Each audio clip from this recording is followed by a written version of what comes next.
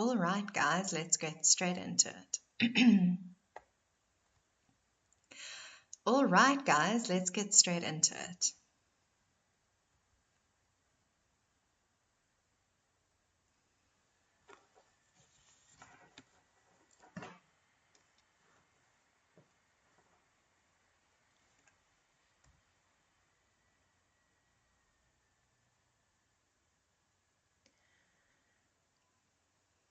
All right, guys, let's get straight into Instagram. All right, guys, let's get straight into our Instagram masterclass, which is, of course, proudly brought to you by Texas Digital, as well as myself, Megs Hollis. What is this module all about? Well, we've got a really action-packed module lined up for you guys, which includes the role of platform, namely, what is Instagram characterized by? What is the role of Instagram in a social media strategy? From a platform functionality and best practice perspective, how do we create, edit, and post content for Instagram, as well as how do we leverage new functionality such as Instagram Stories and IGTV? From a paid media perspective, we also look at what the difference is between Instagram for business and private Instagram, as well as more profile visits, more website traffic, more promotion views, each as ad objectives from an Instagram perspective. So jumping into the role of the platform, let's just stop for a second and think about what Instagram is characterized by. So what are some of the things you've come to know and love about Instagram? Well, I'm sure it goes without saying that the square 1:1 aspect ratio photos are a massive feature of Instagram, which we've all known from the very beginning. Geotags have become very popular as well because it helps you get discovered more easily, and basically that's just a way of adding a location to a photo that you've taken. Filters, of course, black and white, sepia, plus a bunch of really cool ones. Is all kind of where Instagram became really famous and where it received a lot of kind of attention because it was the first social media network to be doing this kind of thing. Hearting, which is very much the same as liking. Commenting, so you're able to engage one-on-one with brands and other people on Instagram. Direct messaging or DMing, so sending people a direct message, as well as saving posts for future kind of reference. And then stories, when these got added, there was a lot of hype around it. I think it was in 2015.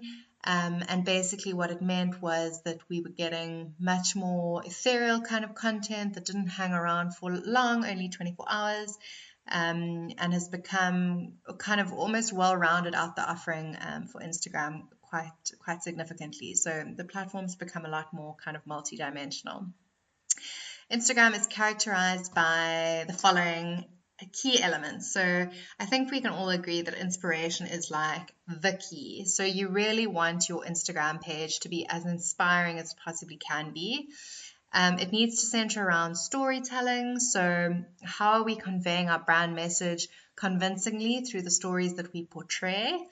And then how do we engage with our audience? Because we know that we're not doing this for ourselves, or we should know that just because we like a kind of content might not mean that our audience likes it. So it's really important to bear in mind which audience are you producing the content for, and what kind of content do they enjoy the most. So those are really three key things to keep in mind when it comes to Instagram.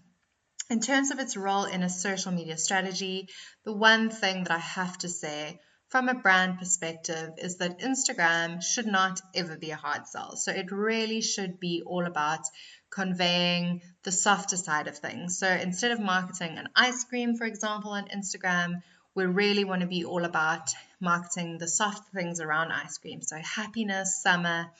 It really isn't a hard sell about the product itself, which is why you typically see a lot of lifestyle-based imagery, because it really is more about conveying what does the product lend itself to, what kind of environment is the product enjoyed in, what are ways that you can wear or use or kind of apply the product. It really isn't a hard sell of the product itself, which you often see on a platform such as Facebook, for example. And then similarly, I've just said here, like the same thing goes for don't market a plane ticket. STA Travel or some of the more socially savvy brands will use it to rather give you travel inspiration, convey adventure, convey being young and carefree. It's not about the plane ticket. So a lot of brands tend to make the mistake of thinking it's all about their product, and that really isn't the case for Instagram. And then quite a famous example is that people don't want to buy a drill, they want a hole in the wall. So the same can be said for more grudge purchases like a drill, for example. The person is not actually wanting to buy that item as much as the maker of the drill might think that they are. It really is a grudge purchase, and therefore it's more important to focus on, for example, DIY inspiration, because then the product's just a means to an end, if that makes sense. It's not about the aesthetics of the product, it's more about the aesthetics of the product, as in what are you producing with the product, not the product itself. I hope I'm making sense. In terms of bringing that all together, basically what I'm trying to say is that a brand's Instagram feed should be far more focused on inspiring you to buy a product using your end goal or your dream. It's not about the immediate thing of buying that product. It's more about what are you trying to use that product for, what is the end goal, and how do you elicit that reaction that someone thinks, gee, I actually really want to spend my Sunday doing DIY, and therefore I have to go and buy a drill. So it's more of like a, by the way, this is the product that we made this with, and that tends to be a lot more effective on the Instagram platform. So essentially what we're trying to convey here is that pictures should mention your products, they should mention your services, and obviously can be used to drive traffic to your blog and website. However, categorically, this is not your platform if you want to do hard selling. We rather want to create awareness about our product, we want to drive interest, and we also want to create engagement from a consumer perspective. So we know that people are on Instagram, but it's more likely that they're following influencer type content and less of like a brand, like a heavy brand push. And so you kind of want to emulate that more like influencer style kind of content where it's not hectically about the product with a white background. It's more about the product in situ and how it's used. So it's all about connecting first and then converting your ideal clients or customers. So it's about showing a genuine interest, reflecting the similar kind of interests or beliefs as your customers, and kind of starting that conversation with them. So we're looking like high up on the awareness kind of funnel as opposed to that hard conversion at the bottom in your traditional kind of marketing sense. So moving on to our second section in terms of platform functionality and best practice. How do we critically create, edit, and post our content on Instagram? Because obviously we know that is key. So from a content creation perspective, it is really so much easier to create content when you have clearly defined your brand. So if your brand has not been clearly defined, it will be incredibly difficult to communicate a message on Instagram because you're not really sure what you're saying and who you're saying it to. So what we typically advise prior to putting together kind of an Instagram strategy is really bedding down that brand strategy. So defining your why. And this is your purpose, your cause, or your belief. So it's almost more fundamental than your products and your services. It's more kind of why are you doing what you're doing? And once you know from a why perspective, it then becomes a hell of a lot easier to communicate the rest of stuff. So when you're thinking and you're acting and you're communicating with why, it's far more compelling and it's easier to inspire action than when you're starting with, oh, well, I sell drills. And so that's quite crucial to remember because if your kind of ethos is, well, I sell drills, it becomes quite difficult to inspire action based on your consumers in that instance. So then once you've defined your why is your brand or your business doing what it's doing, then you can write what we call a commander's intent or alternatively a dating profile. So you can look at it either way, but it's basically you saying, this is what I am, take me or leave me. This is what I'm not, take me or leave me. So it really is a case of what is the purpose of being on Instagram? What are you trying to convey? What do you want to tell the world about your business? And really trying to get it down as succinctly as possible. So it's not to say that you need a marketing thesis on who and what your product is or does. It's more a case of having that solid one-liner that says, this is my intention, A, for my brand, and B, for my Instagram. Once you've got those two things nailed down, you want to nail your tone of voice. So to give you an example, are you a very conversational brand? Are you quite lighthearted? Are you funny? Are you tongue-in-cheek? Do you tell jokes? Do you not tell jokes? Are you very sincere? For example, a lot of like cleaning type products, they'll tend to have more of like a maternal, like motherly type voice, or similarly from an educational perspective, often people will talk with quite a like maternal, responsible kind of tone. Or are you like a Nando's, where you're very funny and very kind of light-hearted, or poking fun at politics, or not like completely steering clear of politics? It's really important that you know this up front. And then especially for bigger brands and businesses, if you have a community manager or someone apart from yourself that manages your community, it's much easier to convey to them, like, this is the way that you need to respond to queries, and this is the way that you shouldn't respond to queries. And then the point number 4 is defining what we call the audience of one. So that is saying, we don't want to be talking to everyone. So that's marketing 101. We want to obviously define our target audience quite specifically, but even so, it's not like you really want a segment, because it's quite difficult to write content for a segment. Because, for example, if you're saying, okay, well, my target audience is women between the ages of 18 and 25, it just becomes, it's like a little bit intangible, and you actually want it to feel very real and say, actually, I'm talking to Susan, or actually, I'm talking to Temba, or actually, I'm talking to Mola, so it's more a case of how do we engage on a one-on-one basis, and what does that person look like, what do they talk like, what do they feel like, what are their interests, and how are we kind of latching onto those. In terms of creating content for Instagram, so this is probably the most asked question when it comes to Instagram, because as it's a very visual platform, we know that there is quite a large onus on our shoulders to create top quality photography that is engaging for our consumers. So that can be difficult for a number of reasons, probably first and foremost because it's time consuming. However, there are a variety of ways in which you can approach the platform. So it's not to say that you have to shoot all of your products in professional shoots and then curate that, in your feed. You might be able to take a number of different avenues, which we'll run you through quickly now. So number 1 is, yes, taking high quality photographs is key. So you can say as much as you like about Instagram, but at its core, because it's such a visual platform, it is important that you bear in mind the basic principles of photography.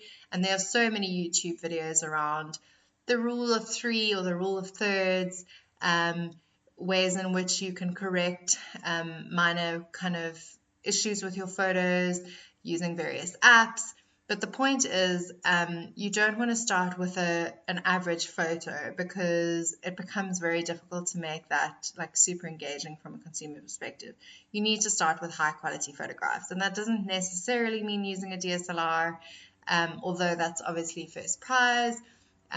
You can see that a lot of influencers who have brilliant content will actively kind of promote the fact that they're shooting on an iPhone, or they're shooting on the latest Samsung, for example.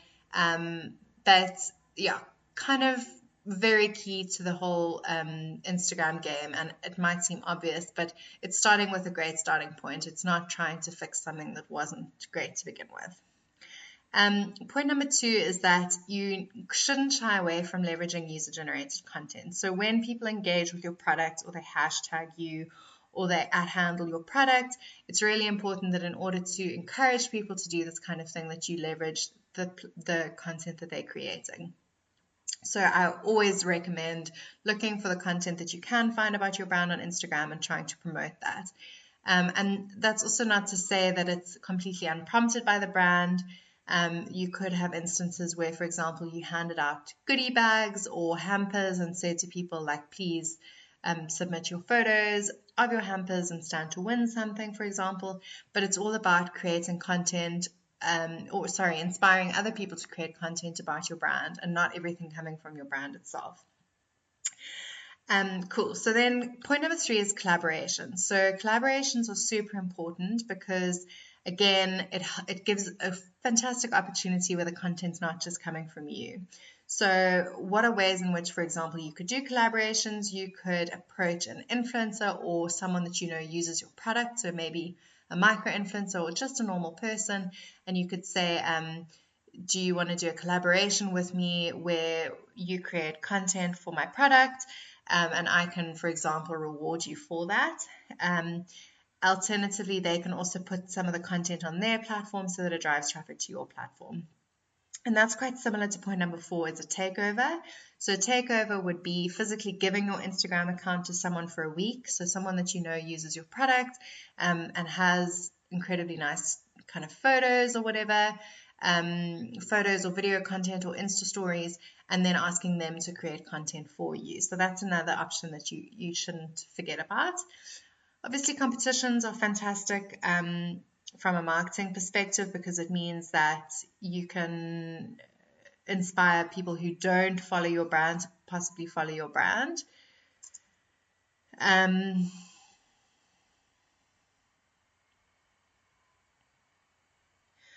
Point number 5, okay, hosting competitions. So competitions are, without a doubt, a very effective way of gaining followers. However, I have put a star next to it because I've said here, please make sure that you always have terms and conditions on your competitions. The last thing that you would want is to draw a winner of an Instagram competition and then people to claim that it's been unfairly drawn. So that's kind of key to bear in mind. And then also you want a high quality follower. So that's the one thing to caveat from a competition perspective, is you don't want someone that's just following you for the freebies. You do kind of want to strike a happy balance between people that are there for the competition but also there for your content. So don't forget about competitions. Insta walks are a fantastic way to create content for Instagram because people that are fans of the platform that are also interested in creating content, it's a great networking opportunity first and foremost, and then secondly, it's a great way of finding fantastic Instagram spots in your city, which would help you to create content kind of longer term. Targeting feature accounts, point number 7. So this is a great one to bear in mind that people sometimes forget. So a feature account would be someone like at Cape Town or any kind of account that's creating content that is shared or borrowed. So they would, for example, ask someone if it's okay if they can borrow their content because they are all about makeup artists in Cape Town. So they're not representing a specific brand or a specific kind of product. Instead, they're representing like an industry or a place, and they might gain quite a big following by doing that. And then you're trying to get into that by saying like, oh, hey, like I see you're interested in, or I see your Instagram account's all about makeup artists in Cape Town. I'm a makeup artist in Cape Town. Would you feature my work? So definitely worth looking out for some feature accounts within your industry and trying to target those. Go and slide into their DMs or tag them or do whatever you got to do. But it's a great way of kind of just gaining some visibility for your product. Utilizing shoutouts and mentions, point number 8. This is so important.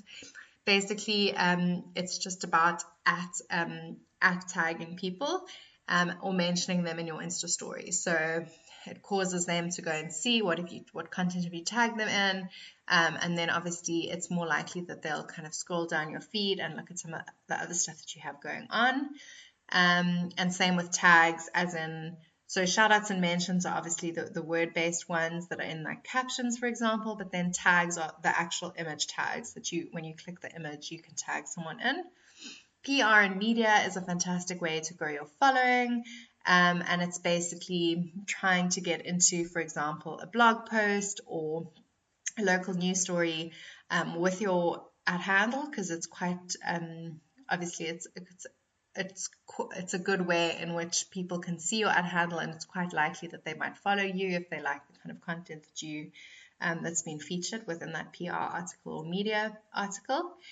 And then also to note, point number 11 is obviously promote your Instagram account on all your other channels. So don't keep it separate. Like it's not intended to be an island. It really is intended to drive traffic from Instagram to your website, and similarly from your website to your Instagram. So it's really about that cross-pollination side of things. In terms of creating content for Instagram is all about finding your niche. So it's all about being the what account. So do you want to be, for example, Lorraine Lutz? All she posts every single day is a picture of a tiny little small painting. And that's what people come to know and love about her. So when people are looking for the miniature painting account, they know that it's this Lorraine Lutz. So it's not about impressing people with how diverse your life is and posting about your weekend away, and then about your travels, and then about your food, and then about, it becomes quite discombobulated when you're trying to build a brand. Obviously, that's fine if you're using Instagram for purely personal reasons, but if you're trying to create a brand, you'll see that people will pick a niche. So they'll say, I'm a travel influencer, or I'm a makeup artist, and then they very much try and kind of stick to that niche, so that when someone's trying to tell you, oh my word, have you followed the vegan foodie account on Instagram? It's not like, have you followed this person who posts a variety of different content and it's not as probably coherent as it should be. So it sounds harsh, but if you're trying to gain popularity on Instagram, it is typically the best approach to pick quite a specific niche and then build it out from there, as opposed to just posting about everything and hoping that something gains traction. Another example of that is I See a Different You. So these are 3 guys from Soweto who are like incredibly hip and trendy, and everyone has come to know and love the 3 of them for what they represent about the new South Africa and how really like cool, hip and urban they are. And these are the kind of Instagram accounts that perform really well because people know exactly what to expect. And then the last one that I've included is that Cape Town girl. She always posts sunset photos in Cape Town. It's such a simple concept, but people have come to know and love her for that, and that's why they follow her content. So to give an international example, Lululemon is the sweat account. So when you go onto the Instagram for Lululemon, which is athleisure brand, that is what you see. People sweating, people running, it's not, the focus isn't varied. It's actually, I don't want to say one-dimensional, but you get the point. It's like very pointedly an exercise platform, for example. Cool. When it comes to editing your content for Instagram, there are so many apps out there. And I could tell you that people on Instagram edit their content on Instagram, and that would be a load of nonsense, because I'm telling you now, there are so few people that are super successful on Instagram that use the Instagram filters. So we really have migrated away from just using editing functionality on Instagram. It's more about how can you edit your photos to the best of your ability and then post them to Instagram. So some of the apps which people like to use and which I love using is ViscoCam.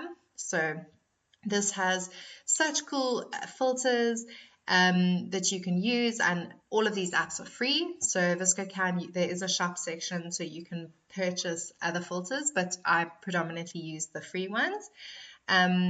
So I would really recommend that for editing, as well as Snapseed, which is a Google product. Just the quality of the filters tend to be better than the Instagram ones. There's a lot more you can do in terms of upping and downing contrast. And so from that perspective, it really is those two are really fantastic from an editing perspective, and it helps you to kind of differentiate your aesthetic and get like a really crafted looking Instagram. It doesn't just look like you're doing the same thing as everyone else. If you're looking for something a little bit artistic, Wittergram is a fantastic app which you can use, and basically it stops Instagram from zooming all your photos in to fit into that 1:1 aspect ratio. So it doesn't fiddle with the the photo, it just adds white it adds white around the photo in order to make it a square. So I'm sure you can see there from the sushi example. It just means that your photos look a little bit more artistic. They're not all square in this uniform grid, and it helps people like artists and photographers to just mix it up a bit in terms of the layout if they don't just purely want the squares. And then an app which has totally changed my game from an Instagram perspective is something called Preview. And essentially what this is it mocks up your Instagram feed. So bear with me. Basically, it's a grid that you can upload photos as you would to Instagram, but you can drag and drop the photos into an order that looks incredible. So basically, it's like the pre-step before you put something on Instagram. You can put a bunch of stuff on Preview, you can order it, you can delete photos, you can add photos until you have like your dream feed essentially. And then if you have the paid for version of Preview, you can upload directly from Preview into Instagram. If you have the free version like me, once you've created the aesthetic that you're really after, then essentially all you'll do is you'll upload the photos again, if that makes sense. So you'll upload it still from your gallery, but you know exactly what order to do it in, and you know exactly what it's going to look like once it populates onto Instagram. So yeah, guys, I would strongly recommend checking out Preview because it helps you just cement that brand aesthetic and know exactly what your product feed or your Instagram feed is going to look like before you post it to your loving followers. In terms of bios and posts, so this for me is like such a huge part of being successful on Instagram and just having a killer Instagram profile. So the Blonde Abroad is a really fantastic example of this because she has such a clean style, and you can tell, I promise you, from like a second of looking at the photo that it's hers. Not just from the photo, but just like the editing and the way that she does things. So I've said here, you can see that it's a business profile, and we'll explain the difference between a business profile and a personal profile in a hot minute. I've said effective use of emojis. So you can see next to each of the things that she's saying, like currently exploring or Lightroom presets or all female tours, she has the appropriate emoji, and that can help if people hit your page once and are like, oh, what's this person all about? It's really quite obvious upfront that she's a travel blogger, and these are the kinds of content that she's obviously going to be posting about. So you kind of know what to expect, which is fantastic from an Instagram perspective. In terms of her posts, which is the picture on the right-hand side, it's basically the point that I'm trying to make here is that she always uses a short, catchy caption. Catchy caption. That's a mouthful. So salty hair days there with an emoji. Then she's used a bunch of dots. Then she's used a long description, more bunch of dots, and then her hashtags at the bottom. So we'll get onto hashtags in a second, but essentially what I'm trying to say here is the formatting is incredibly consistent, and it really helps from an aesthetic perspective because, as I say, that's what I know and have come to love her account for doing, is that very specific kind of way of writing captions. So it's not just consistency in your look and feel, it's also obviously in your post and in your bios. So in terms of captions, what are some of the key kind of takeouts here? The recommendations from a caption perspective are to storytell. So what you don't want to be doing is posting a picture that is saying the same thing as what your caption is saying, if that makes sense. So you don't want to post a sunset and then say sunset over lion's head. Or, I mean, that's a very literal example, but you get my point. So you really want to go deeper behind the photograph, and you'll see a lot of people doing this more and more. So they'll say like, behind the scenes, my hair was in my mouth, or my hair was stuck in my lip gloss, or, just like an anecdotal funny thing behind the photo, that it doesn't look like just a photo shoot. It's more about the story that you're trying to tell. And it's not giving you the same information as the picture. It's a little bit different. So you really want to be narrating the story behind the photo rather than just stating what is in the photo, because I don't think people are really interested in that. In terms of getting personal, so humans like honest connection, and I think there's so much in real life that rings true online or on digital. So yeah, it's all about how do you convey that very authentic, salt of the earth kind of personality on Instagram. It's not a case of like be someone that you're not. It's not a case of like be a facade. It's more a case of how do you convey things that people probably don't know about you or probably don't know about your brand in a very sincere way. Then I've said here adding value. So you want people to come away from your Instagram and feel like they've benefited from it, if that makes sense. So you want to add value in some regard, and depending on obviously what your brand or product is, that value will be slightly different. So is it insights? Is it resources? Is it knowledge or information that's different? You don't just want to be Googling things and then posting stats, tips, and news, which is just regurgitated from the internet or from your competitors. So you really want to be adding a layer, firstly, of yourself. So wherever you've sourced the content from or sourced the idea from, you want to add that layer of you putting something into it, but then you also want to make sure that the user is getting value from it as well. Cool. So moving on to hashtags. This is, for me, such an important part of getting Instagram right, because what some people don't know about hashtags and Instagram and Facebook and Twitter, which I will share with you guys now, is the fact that Instagram and Twitter are the only two platforms that you should be using hashtags on. Facebook, you can of course use a hashtag, but the thing to bear in mind with Facebook is that on default, your profile settings is set to private. So, for example, me on my personal Facebook account, if I'm hashtagging something, it doesn't make me discoverable. So, because my settings are set to private, unless I've changed my default settings on Facebook to public, people are not going to be able to access that content when they search for that hashtag. On the contrary, Twitter and Instagram, it's set to public. So unless you set your profile to private, your content is readily accessible to anyone on the internet. So that's what's so fantastic with hashtags there, is the content's already out there. You're just tagging it so people can find it. So yeah, that's just a backstory to hashtags. So yeah, only use them on Instagram and Twitter. So what is the purpose of a hashtag? So the purpose of a hashtag is that people who don't follow you can find your content, right? So in theory, let's say we want to hashtag our content with hashtag digital marketing, because that's what our courses are about.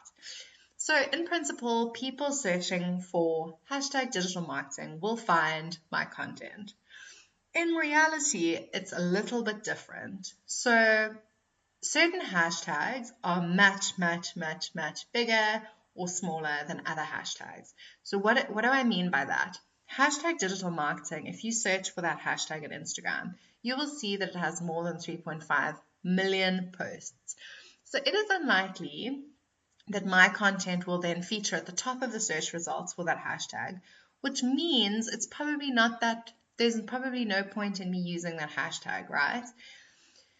Because essentially what we're trying to say is you don't want to use hashtags that are large and therefore very competitive. You actually want to find slightly smaller hashtags where your content will rank really well for that hashtag, which means when someone searches it, you'll appear higher up in that search result and therefore you'll get more visibility. So it's kind of similar in a way to search engine optimization, where you want to rank well for specific keywords which pertain to your brand, but you also don't want to choose the keywords that are most competitive, because obviously it might be unlikely for you to stand out in terms of your competitors.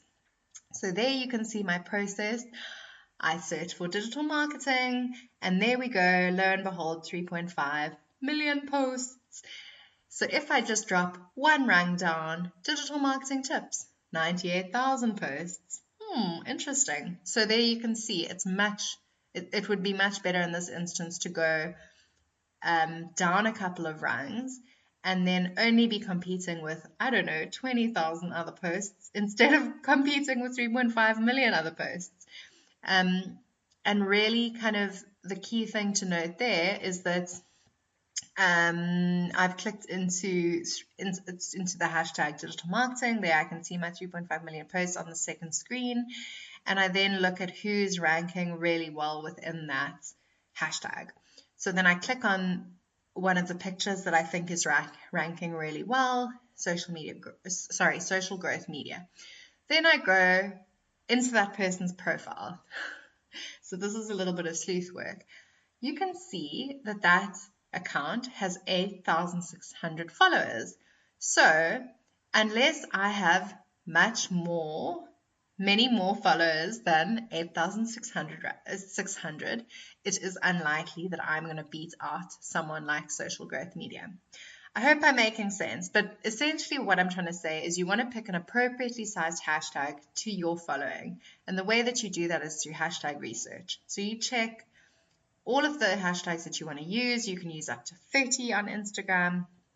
And this is like a pre-exercise. So obviously some of the hashtags can pertain to the photo itself and should pertain to the photo itself, but you should have 10 or so hashtags that are consistent in terms of your branded content. So you know that that's an appropriately sized hashtag and that you can use it very frequently because you know that it's helping with your discoverability.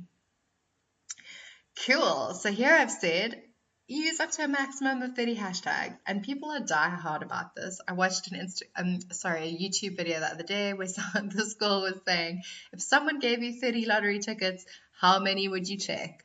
It's exactly the same. So it's a case of you want to be using the maximum, and there's two ways in which you can do this. You can obviously post it into the caption itself, or what a lot of people will do is post the caption without their hashtags, and then they'll comment immediately underneath it with all their hashtags. And it doesn't matter which way you do it. It just depends, as I say, on the aesthetic of your brand and how you choose to structure that stuff.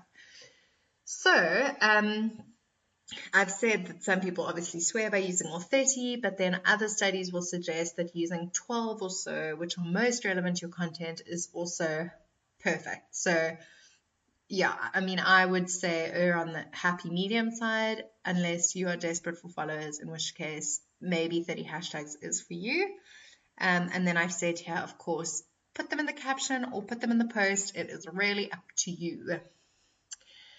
In terms of a way in which you can do some hashtag research, it's a really good idea to look at similar pages. So these may be direct competitors or not direct competitors, but just seeing how other people are using hashtags is typically quite useful because then you can see exactly if you can be doing something similar.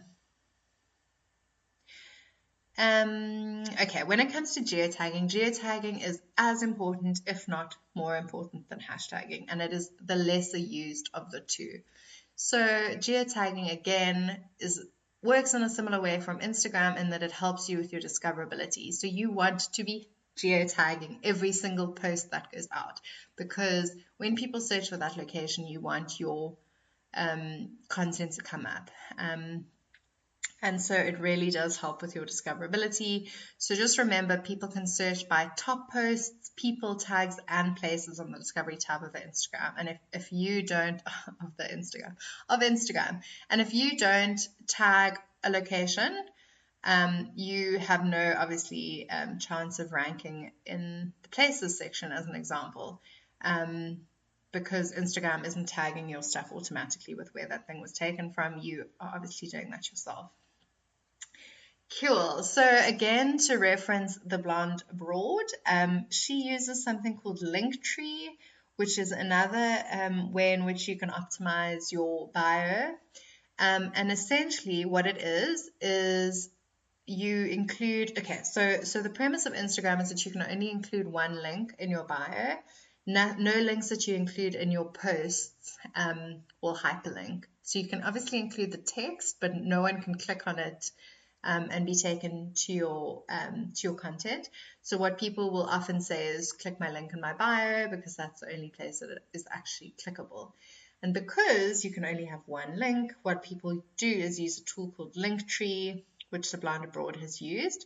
And this could be something to look at for your brand if you have a variety of different digital assets and you want to direct, it's almost like a switchboard. You want to direct people to the place that they most want to go to, whether that's a giveaway or bikinis or travel tours, as she's done.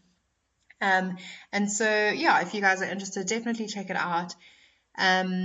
You can very easily integrate it with your Instagram, as you see I have done here. And then the unique selling proposition is really all about how do you maximize that one bio link and send people to multiple destinations. So it's not instead of a website, because remember, each of those buttons on the far left hand side are directing you somewhere. But it's more a case of, are you getting exactly where you want to go as a user? So are you going to the person's YouTube? Are you going to their website? Are you going to their Twitter? You get the point. Are you going to their portfolio? And so on and so forth. So that's a really cool thing to bear in mind when you're optimizing your bio. In terms of Instagram stories, I said 2005, they're actually August 2016. Sorry, 2015.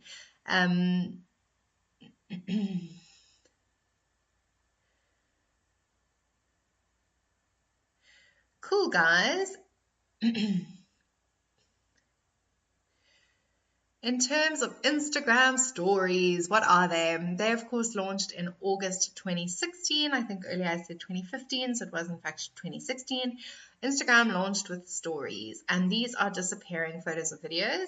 And funnily enough, when these were introduced, it's actually resulted in the feed content being of super high quality compared to how it used to be, because people only had one place in which to post their photos and videos in the old Instagram. And so whether or not it was super high quality or not, it would get posted to your feed. Whereas now what's happened is if people want to post more like fun in the moment type stuff, they will use Instagram stories and they'll keep their feed as like much more curated kind of stuff. And that is best practice for especially brands.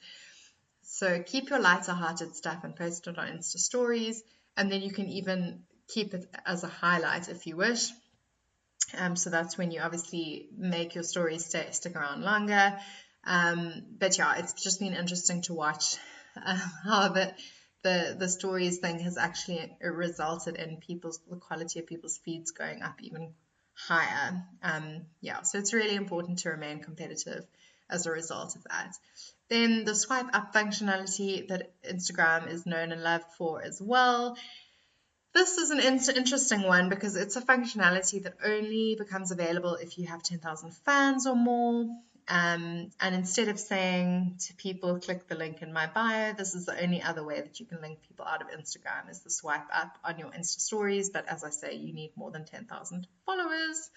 In terms of Instagram stories as functionality, there are some really cool functionalities within stories, which you can find very easily once you're in stories. So basically you can choose a text post, that's called type. You can choose a live Insta story, which is sharing live video to your followers in real time. You can choose normal, which is basically just accessing your gallery as you normally would, or accessing your camera to take a static image. Boomerang is captivating mini videos which loop you back and forth. Focus, this is such a cool one that's hidden in Insta stories, but such a gem. It's great for portraits because it makes your person that's in the foreground in focus, and then it softly blows out the background. Super zoom, also flipping cool. There's 4 different options for that. But basically it's like really fun zooming techniques, and so I'd recommend you use these just to add interest to your Insta stories because it is a really fun one. Rewind is videos playing in reverse, so if you want to show yourself dropping the mic and then the mic coming up into your hand, for example, I've seen some like that. That's a cool use of something like rewind. Hands-free is not very exciting. It's basically just saying that once you tap, so you just need to tap the button at the bottom and then the video will start, and then tap the button at the bottom and then the video ends. So yeah, not super exciting. It's basically just saying you can shoot video without holding your finger down, which was the previous in the first version of stories. That's what you had to do. And then stop motion is very cool. It allows you to take a long series of photos, and Instagram stitches it up into a GIF. So this would be like a pan shot from left to right, or it could be another way to do interesting zooming effects.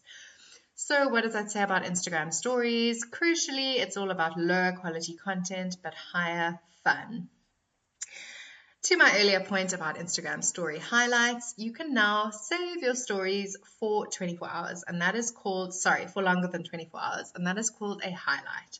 So here you can see Brandy Fam, which is a jewelry and watches brand. They have super cool highlights which they've popped their stories into. So it basically just helps to segment your stories into categories, but you have to tell your Instagram to do it that way. But it's really cool because it means you can add a unique thumbnail.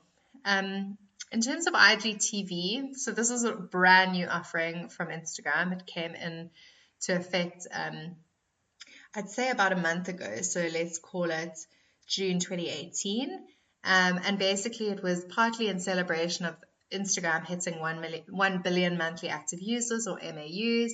And therefore they celebrated with the launch of IGTV. And basically what Instagram was saying was that you can now watch long form video from your favorite creators on Instagram natively. So it's not a case of having to click out to YouTube the whole time. It really is a case of watching native video on the app. And they felt, Instagram being there, felt that because teens were watching 40% less TV and 60% more video, it really did seem like a natural progression for the app. So it really kind of rounded out the Instagram offering by doing that. And also what's fantastic is that the video is all shot in vertical format. So it's no longer a case of having to tilt your phone like you have to do with Instagram. So unlike normal Instagram, the videos aren't limited to 1 minute. Instead, they can be up to an hour long.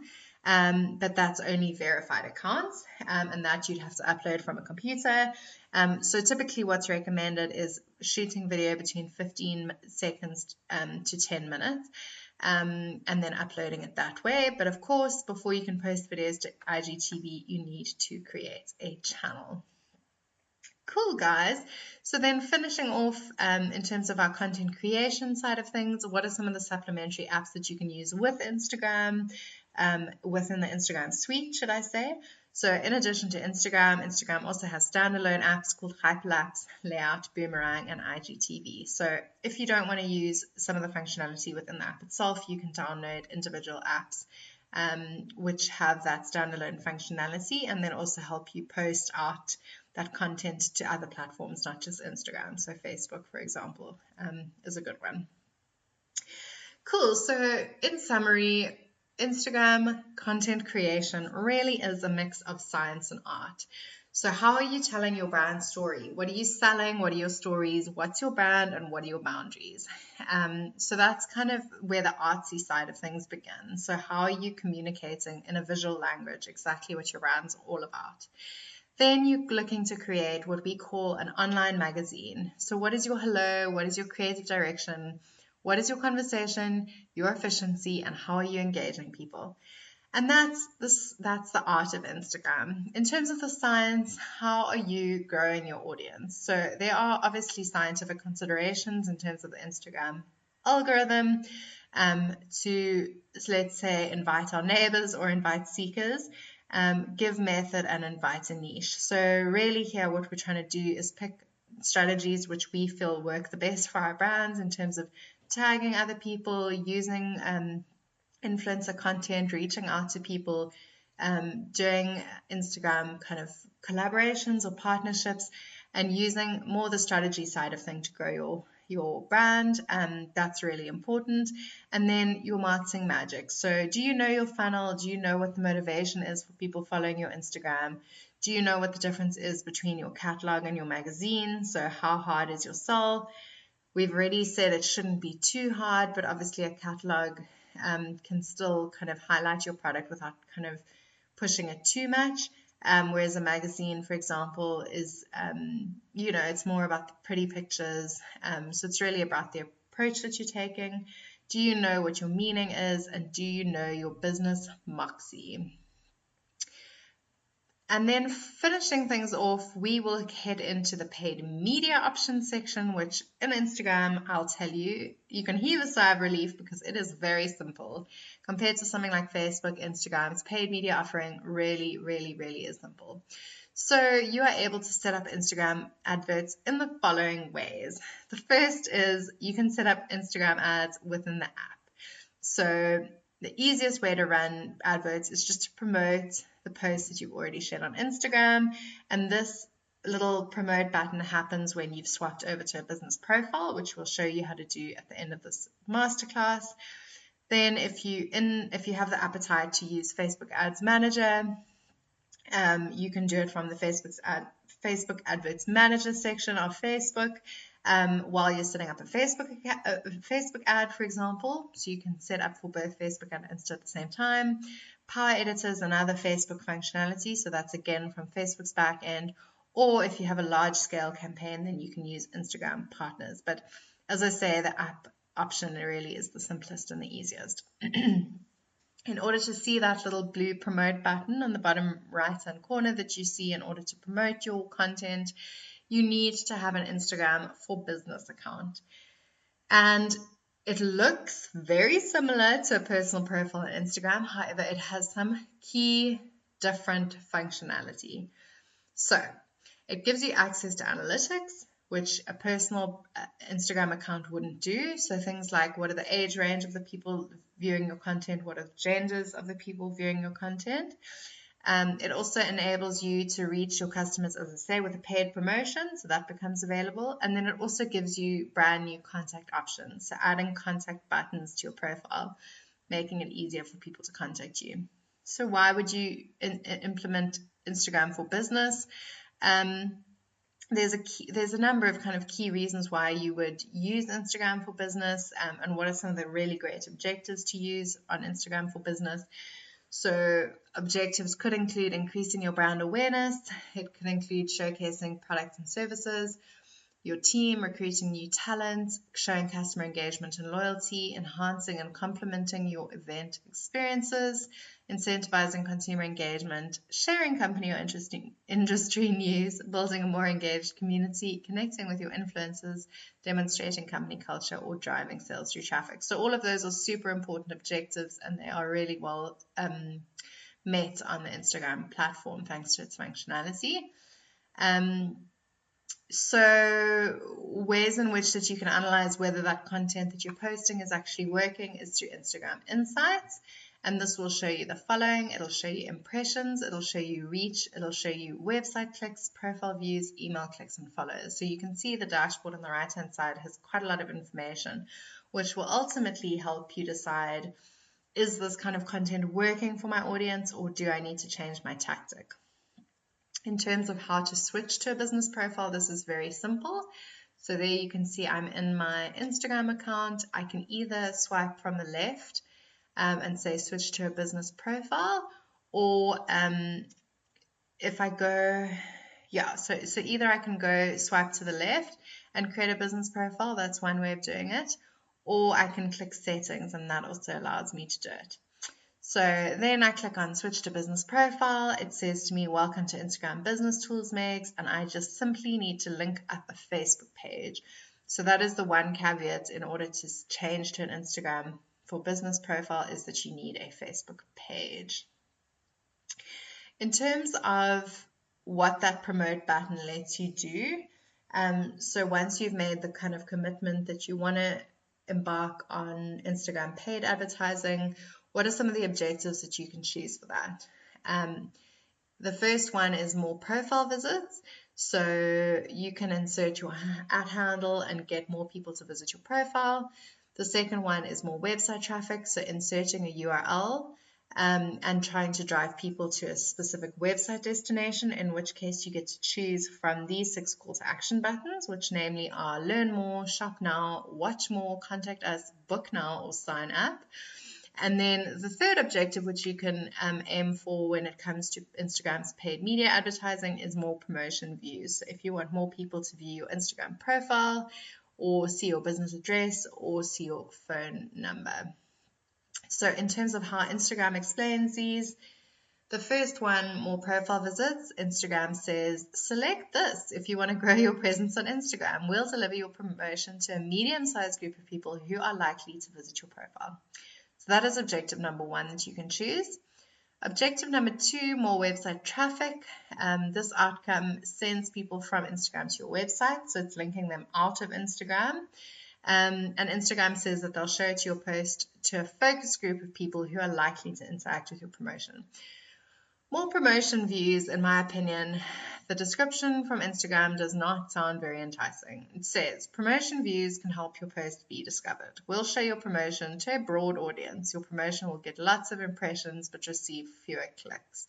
So I don't know about you guys. I would err away from more promotion views just because it sounds very ambiguous, and it also sounds like the quality of traffic that you get probably isn't the best, because it's basically saying it'll show it to a bunch of people, but whether or not they'll click, meh, I don't think it's the most committal one.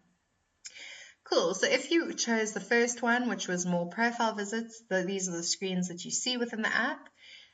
So screen number 2, you can then select a target audience, whether that's automatic, local, or manual.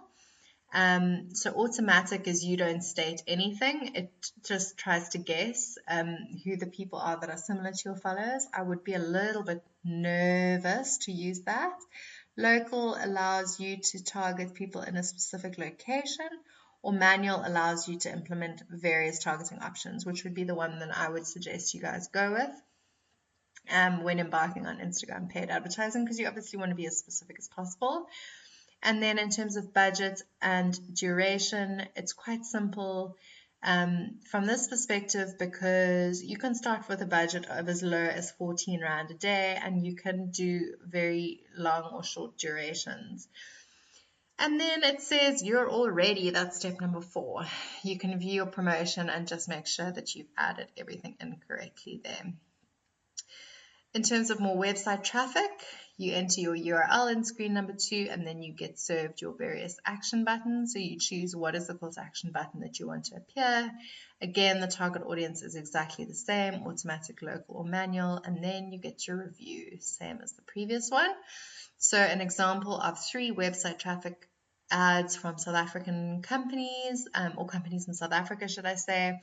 There's a Yappy Chef one. There you can see the learn more call to action button in